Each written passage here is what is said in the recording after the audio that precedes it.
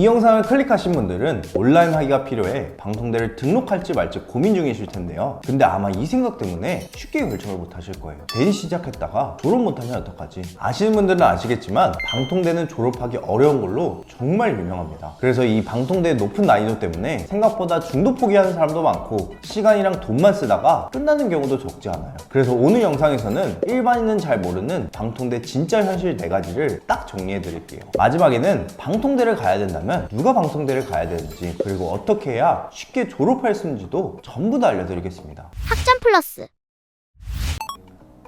우선 방통대는 국가에서 운영하고 있는 사이버 대학이에요. 방통대는 국립대다 보니까 40에서 90만 원만 내면 한 학기를 다닐 수 있을 정도로 정말 저렴한 편인데요. 게다가 방통대는 수시 정시 없이 고등학교 졸업만 했다면 누구나 지원할 수 있어서 지원도 쉽게 할 수 있죠. 여기까지만 들었을 때 방통대 들어가도 괜찮겠는데? 라는 생각이 들 수 있어요. 그렇지만 여기서 여러분들은 방통대 진짜 현실 4가지를 아셔야 됩니다. 첫 번째로 방통대는 졸업하고 나서 학벌로 인정받기가 어려워요. 방통대는 일반 4년제 대학교처럼 입시 제도가 없다 보니까 졸업을 하더라도 4년제 졸업증만 나오지 학벌로 인정해주지는 않습니다. 그렇다 보니까 취업시장에서는 일반 4년제 졸업한 학생들과 동등한 대우를 받기는 힘들다는 거죠. 특히 대기업이나 경쟁이 치열한 직무에서는 방통대 학위 하나만으로는 취업이 쉽지 않다고 볼 수가 있죠. 결국 졸업을 하더라도 밖에서는 온라인을 취득한 4년제 학위 딱 이 정도로 보는 경우가 대부분입니다. 그럼 이렇게 취업시장에서도 인정을 안 해주는데 학위 따는 건 쉽겠지 라는 생각이 들 수 있을 거예요. 그렇지만 앞에서 말씀드린 것처럼 학위 따는 건 또 정말 쉽지가 않습니다. 대학교처럼 중간고사, 기말고사가 다 있는데 4년제 대학교처럼 전범위에서 출제가 되고 과목 이수를 하시려면 방통대에서 정해놓은 커트라인을 무조건 넘겨주셔야 해요. 이 커트라인을 못 넘기면 꽈락이 나기 때문에 미리 공부해 주시면서 시험도 잘 봐주셔야 과목 이수가 가능하신 거죠. 세 번째는 학교를 직접 나가주셔야 해요. 방통대 같은 경우 사이버 대학이긴 하지만 100% 온라인으로 진행할 수는 없어요.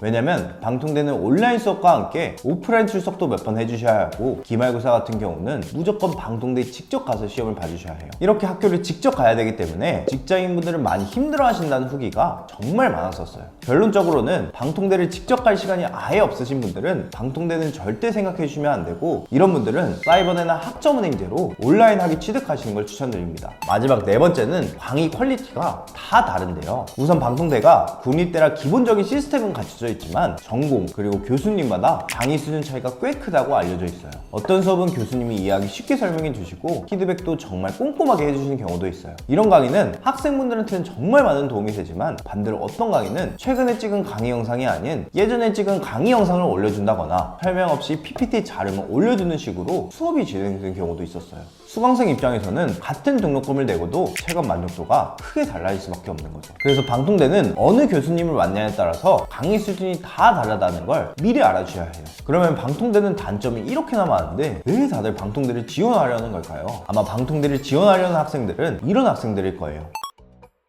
첫 번째, 관련 학위가 필요한 경우. 예를 들어 지금 다니는 직장과 관련된 4년제 학사 학위가 필요하다거나 혹은 승진이나 이직 때문에 전공 학위가 필요한 경우에 방통대를 진학하는 경우가 정말 많아요. 특히 컴퓨터, 통계, 경영, 법학처럼 실무와 직접 연결되어 있는 전공은 학위 자체가 스펙이라기보다는 요건 충족용으로 필요한 경우가 정말 많습니다. 이외에도 대학교를 중퇴해서 전공 학위를 받기 위해 방통대를 들어가 전공 학위를 받으려는 분들도 꽤 있었어요. 두 번째는 특정 자격증을 따기 위해 방통대를 진학하는 경우입니다. 보통은 이 3가지 경우가 제일 많은데요. 첫 번째, 영양사 자격증을 받기 위해 식품영양학과를 진학하는 경우. 두 번째, 교육교사 2급 자격증을 받기 위해 유아교육과를 진학하는 경우. 세 번째, 사회복사 2급 자격증을 받기 위해 사회복지학과를 진학하는 경우. 이 학생들은 학위보다는 자격증을 따기 위해 방통대를 진학하는 거다 보니까 빠르게 과정을 마치는 게 제일 중요해요. 그래서 방통대를 자격증만 따기 위해 가시려는 분들, 그리고 방통대 학위가 빠르게 필요하신 분들은 지금부터 제가 알려드린 방법을 바로 이용해보세요. 바로 방통대를 1학년부터 신입학하는 게 아니라 3학년으로 편입하는 거예요. 방통대는 앞에서 말씀드린 것처럼 졸업하기가 정말 어렵기 때문에 1학년부터 쭉 다니면 과제, 출석, 시험 이 3개가 계속 누적되면서 졸업할 때까지 정말 힘들고, 특히나 직장인들은 체력적으로나 멘탈적으로나 버티기가 정말 쉽지가 않습니다. 그래서 나는 그냥 단순하게 4년제 학사가 필요하다거나 자격증만 따는 게 목표다 하신 분들은 4년을 풀로 다니시는 게 아니라 편입으로 방통대를 들어가는 거예요. 편입은 1학년이 아닌 3학년부터 1학년부터 시작하는 거기 때문에 신입학하는 것보다 2년이나 더 빠르게 졸업할 수가 있는 건데요. 편입하는 방법도 어렵지가 않아요. 교육부에서 주관하는 100% 온라인 학위 제도인 학점은행제라는 방법을 이용하는 거예요. 3학년 편입은 63학점만 이수하면 돼서 학생 상황에 따라서 빠르면 3개월 반만 해도 편입 지원할 수가 있고 아무리 늦어도 7개월 안에도 방통대 3학년을 편입할 수가 있어요. 근데 이건 최종 학력에 따라서 준비하는 방법이 다 다르다 보니까 고정 댓글에 있는 카톡 링크로 문의 한번 남겨주세요. 학점은행제 전문가인 저 성쌤이 어떻게 방통대를 쉽게 편입할 수 있는지 학생 상황별로 전부 다 알려드릴게요. 학점 플러스. 오늘은 저 성쌤이 방통대의 진짜 현실과 함께 누가 방통대를 들어가야 되는지까지 전부 다 알려드렸는데요. 이 영상을 보시고 내가 방통대를 가야 될지 말지 확실하게 정하셨으면 좋겠습니다. 추가적으로 궁금한 게 있으신 분들은 언제든지 저 성쌤한테 물어봐주세요. 상담 비용은 하나도 들지 않으니까 편하게 아래 카톡 링크 클릭해서 문의 한번 남겨주세요. 오늘 영상 도움되셨다면 구독과 좋아요도 꼭 눌러주세요. 이상 학점 플러스 성쌤이었습니다. 감사합니다.